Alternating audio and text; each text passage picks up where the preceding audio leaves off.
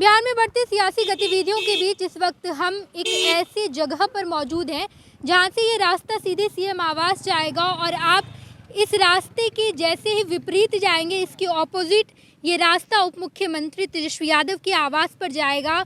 जो मौजूदा समय में अगर सियासत बदल सकती है, अगर मुख्यमंत्री नीतीश कुमार बीजेपी के साथ हो जाएंगे तो ये विपक्ष के नेता प्रतिपक्ष के घर का रास्ता हो जाएगा। इस वक्त हम जब यहाँ मौजूद हैं तो हम आपको दिखाएंगे कि यहाँ का माहौल कैसा है। सुरक्षा कर्मियों को तैनात किए गए हैं और आपको जैसे ही यहाँ पर दिखाई देगी सन्नाटा छाया हुआ है, उतनी ज़्यादा आपको भीड़भाड़ नहीं दिखाई देगी क्योंकि सुरक्षा कर्मी यहाँ पर मौजूद है।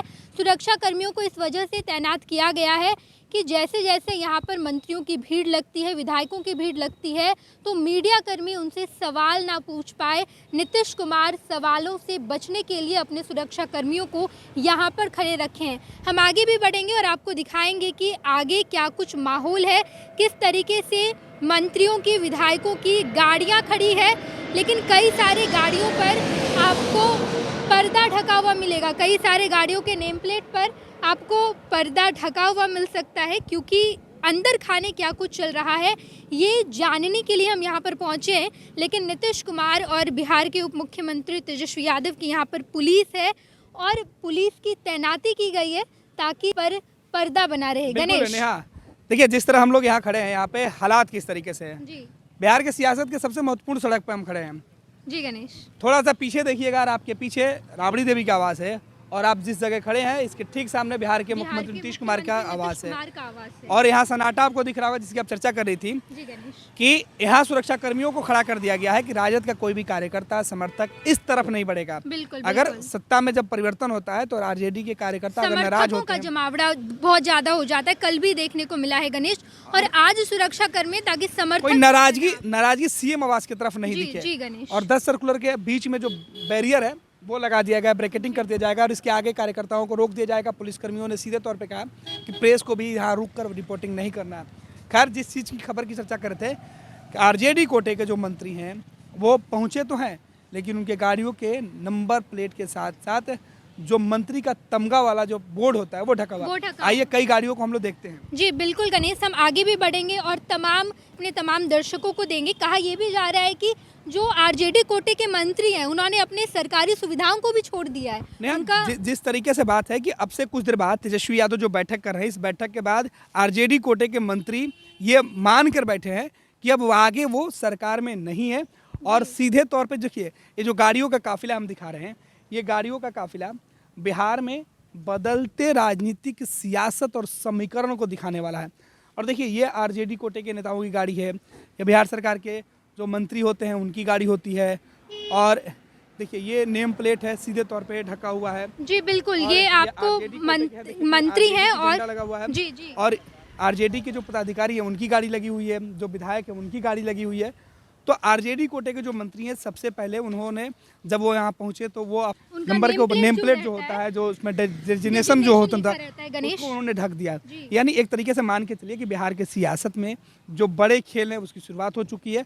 और तस्वीरें ये देखिए किस तरीके से सन्नाटा मुख्यमंत्री। अहम जानकारी जो है वो ये भी है कि सचिवालय खुला है। कल रविवार है, रविवार के दिन भी सचिवालय खुला है और सचिवालय के कई सारे अधिकारियों से भी फर्स्ट बिहार पे हमने वो खबर दिखाई कि कल नए सरकार के शपथ ग्रहण की तैयारी चल रही है। और ऐसा पहले कभी नहीं होता था। छुट्टियों के दिन में सरकारी छुट्टी होती थी, लेकिन इस बार सरकारी छुट्टी के साथ साथ सीधे तौर पे जो सरकार है वो बदलती हुई दिख रही है। और इस उम्मीद में प्रशासन ने सुरक्षा का एहतियातन जो बंदोबस्त है वो कर दिया है। देखिए राबड़ी आवास की तरफ समर्थकों को जाने फिलहाल नहीं दिया जा रहा। जो लोग इस रास्ते से जाने वाले लोग हैं उन्हें रोका जा रहा और पुलिस की तैनाती, सुरक्षा कर्मियों की तैनाती कर दी गई है।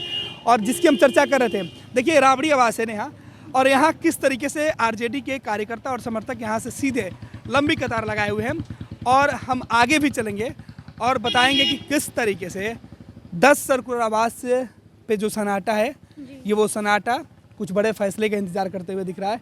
आगे हम कुछ तस्वीरें दिखाएंगे नेहा।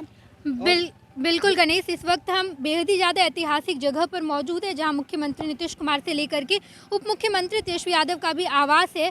और हम आगे बढ़ते जाएंगे और अपने दर्शकों को बताएंगे कि जब हम यहां पर पहुंचे हैं तो यहां का माहौल कैसा है, क्या कुछ राजनीतिक गतिविधियां होने वाली है। तेजस्वी यादव अपने आवास पर बैठक जरूर कर रहे हैं, लेकिन बैठक के बाद क्या कुछ फैसले निकल कर आएंगे। हालांकि ये भी खबर निकल कर आ ही चुकी है कि तेजस्वी यादव सरकार से अपना समर्थन वापस लेने वाले हैं। गणेश, पैनोरमा ग्रुप, जो सोचता है वो करता है।